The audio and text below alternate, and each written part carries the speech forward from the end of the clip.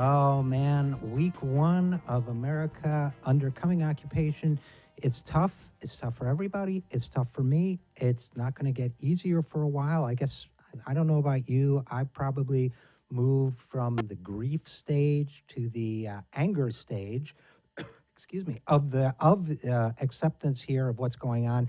But acceptance that it has happened does not mean acceptance that this is an okay future for America. And acceptance that Donald Trump has become president of the United States does not mean acceptance that the things we believe in, the ideals we believe in, the country we believe in has lost. There's no way to say this more emphatically than I'm trying to say it right now.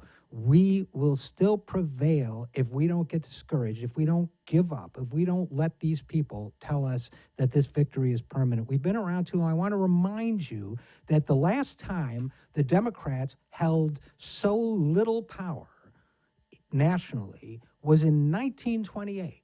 In 1928, the Democratic Party was at the very bottom when it comes to governorships, senatorial seats, Congress, and of course the presidency. 4 years later, now there was a catastrophe in between in terms of the Great Depression, and we should be prepared for catastrophe again. But 4 years later, the Democratic Party was in charge with a bold vision for bringing the country out of depression and creating everything we know about the modern, successful state that America eventually became. The groundwork for post-war prosperity, the American boom, and the American century were created out of that 1932 victory. So there is no reason to give up on our ideals now. Many Democrats at the time wanted to compromise. When FDR was elected, there were those who talked about having him keep on Herbert Hoover's Treasury Secretary, for example, but he insisted on making changes. He insisted on a new vision for the country.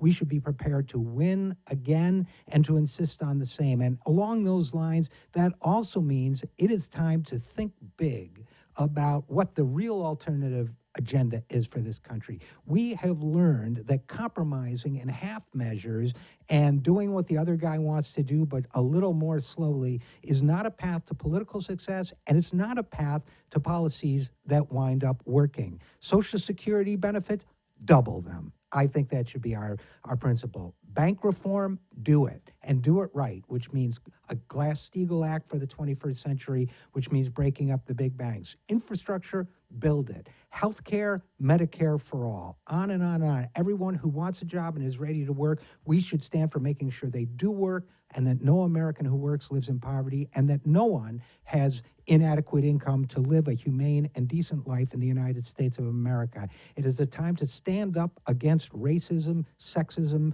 religious bigotry, and hate in all forms. It is a time to be bold. It is a time to be brave. It is a time to have courage and faith in the future. This is Richard RJ Eskow for the Zero Hour.